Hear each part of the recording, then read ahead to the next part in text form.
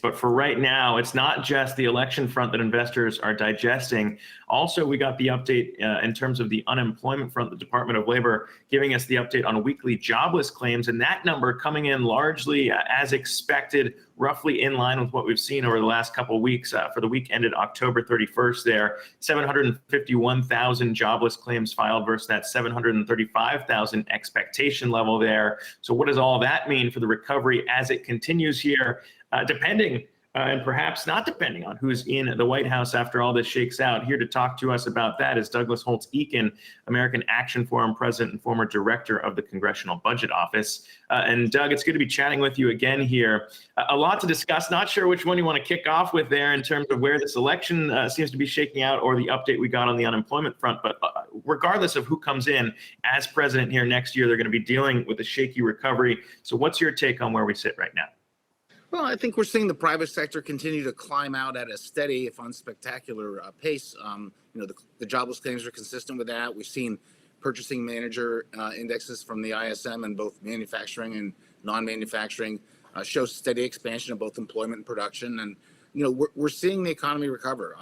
It could probably recover quicker, particularly for some low-skill, low-wage workers who have been out of work for quite some time, if there was an additional relief package. And we saw some movement on that front out of Mitch McConnell, the Senate Majority Leader, this week. So regardless of who wins the presidency, I think there's a good chance that they can sit down and do business in a lame duck session of Congress and get a smaller but more front-loaded package out and give the economy a little bit of a boost. Yeah, so there is a recovery, Doug, but there's no question if you look at the numbers that came out today, as well as the ADP numbers earlier this week, that recovery is slowing. Given where things stand right now on the electoral map, looking at where the Senate is in play, likely still controlled by the Republicans, where does that put the state of the stimulus package? I think it happens sooner, but not as big. But at this point, it looks quite likely, no guarantee, quite likely that Republicans will continue to control the Senate. That means that Mitch McConnell is going to have to be dealt with one way or another. He'd rather make a deal in the lame duck because he'll have more senators now than he will later. Nancy Pelosi is going to have more House members now than later. And there's no reason why President Trump should oppose this move. So it seems to me the logic of a deal is there. That would be good news, I think, for the economy. So President Biden, if he were to win, could then come in with another set of priorities, probably infrastructure. That's a bipartisan effort. Would also give the economy a boost. So there's a path forward, regardless of how the presidency shakes out, to get something done and sort of hopefully get a little quicker recovery. And Doug, you just heard Jess bringing us the updates there on the election. I think a lot of people are right to maybe wait and say, look, we don't know how the Senate race is going to go here. There's still a lot of balls up in the air. We got to count the votes.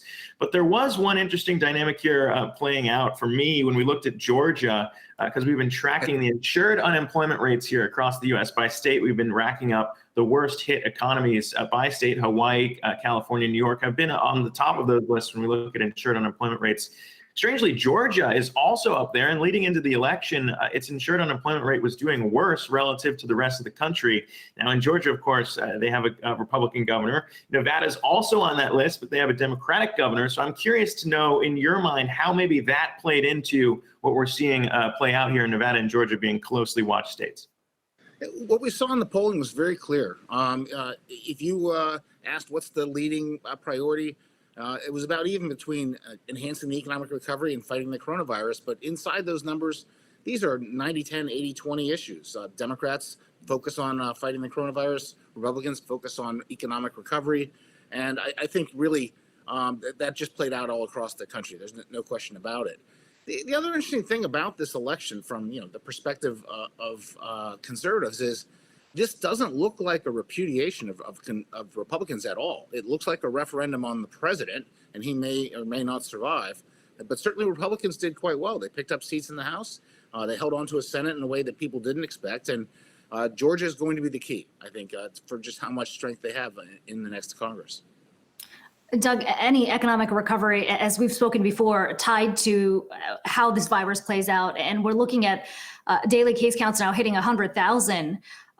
Sure, the election seemed to show that there was definitely a fear of an economic shutdown that could have led to sort of support for Republicans. But given where things stand with the pandemic, how do you see that weighing on the recovery moving forward? I think it's a very important factor. I mean, we have known since last March that all the public health experts warned us of a resurgence of the virus in the flu season, and we're seeing that. That was always a headwind to the recovery. The antidotes to that are to have testing and PPE and better therapeutics and ultimately a vaccine.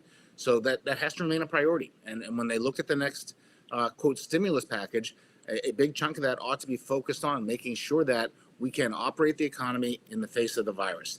Shutting it down has proven to be too damaging as a way of fighting the virus. So you have to somehow operate the economy in the face of the virus. And that means all those different tools must be at your disposal.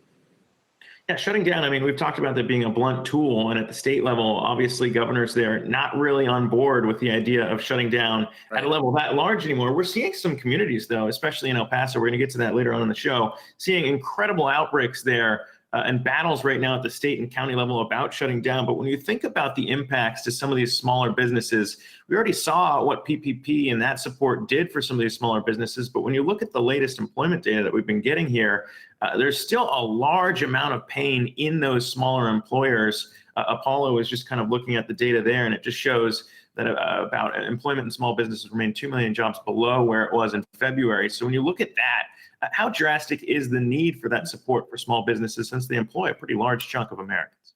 I think this is a really important issue. You can be deceived by just staring at the top line numbers. So are we getting GDP growth? Are we getting overall employment growth? Are we seeing the continuing claims go down? Because underneath that, there really are two worlds, right? One world is the world of high-skilled labor where the recession is essentially over and large companies who have weathered it by and large intact. And then there's the world of low-skilled workers and small businesses where there's just a tremendous amount of economic pain. You want to make sure that the stimulus package addresses that and maintains their capacity to operate and hire people as a matter of getting them through this period. It's a really important issue for the economy.